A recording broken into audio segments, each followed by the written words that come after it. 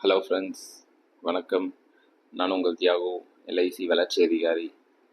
இப்போ என்னென்னா, நம்ம எல்ஐசியில் குழந்தைங்களுக்கான ஒரு சேவிங் ஸ்கீமை பற்றி டீட்டெயில்டாக பார்க்க போகிறோம்.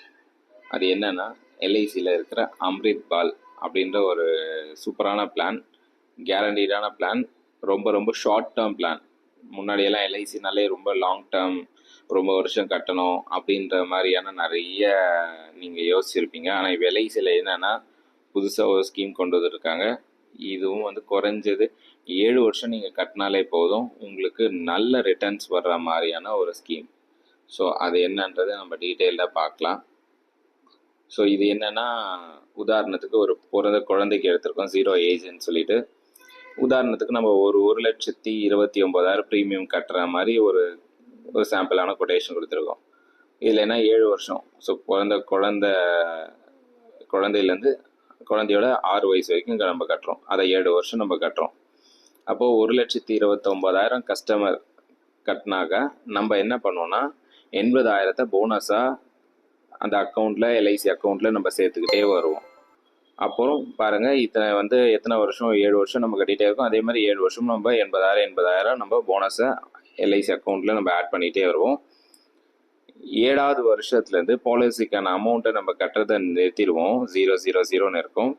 ஆனாலும் நம்ம எல்ஐசியில் என்ன பண்ணுவோம்னா, அந்த 80,000 கொடுக்கறத நிறுத்த மாட்டோம். வருஷம் 80,000 நம்ம கொடுத்துக்கிட்டே இருப்போம்.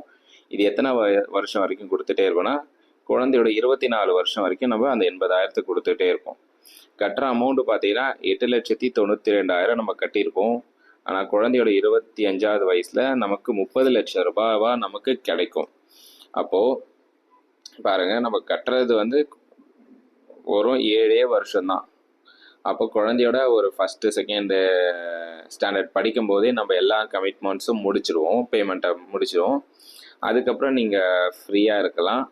அதுக்கப்புறம் நாங்கள் போனஸ் நம்ம கொடுத்துக்கிட்டே இருப்போம். ஃபைனலாக உங்களுக்கு ஒரு 30 லட்ச ரூபா வரும்.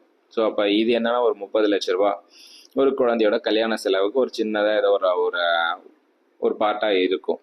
ஸோ அந்த நேரத்தில் உங்களுக்கு ஒரு கல்யாணத்துக்கு நீங்கள் ஒரு கடன் இல்லாமல் ஏதாவது ஒரு விஷயங்கள் பண்ணலாம்.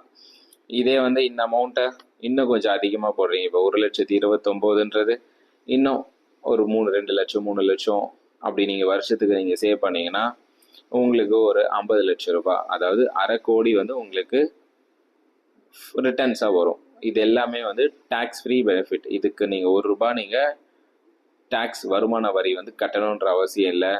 உங்களோட பணம் சேஃபாக இருக்கும், கேரண்டீடான ரிட்டர்ன்ஸ் இதில். ப்ளஸ் குழந்தைக்கும் ஒரு இன்சூரன்ஸ் கவர் இந்த 25 வருஷமும் இருந்துகிட்டே இருக்கும். ப்ளஸ் நடுவில் பண தேவையா, குழந்தையோட எஜுகேஷனுக்கோ எதுக்கோ தேவையா, நீங்கள் லோன் எடுத்துக்கலாம். ஸோ அந்தளவுக்கு இதில் நல்ல ரிட்டர்ன்ஸ் கிடைக்கும். ஸோ இந்த மாதிரி நல்ல கேரண்டீடான பிளான்ஸை நீங்கள் எடுத்து உங்களோட குழந்தையோட எதிர்காலத்துக்கு இன்னையிலேருந்தே சேவ் பண்ணுங்கள். அதுவும் இன்றைக்கே நீங்கள் டிசைட் பண்ணி இன்றைக்கே நீங்கள் இந்த மாதிரி ஒரு ஸ்கீம் கிடைக்கும்போது யூட்டிலைஸ் பண்ணிங்க. Okay friends, thank you.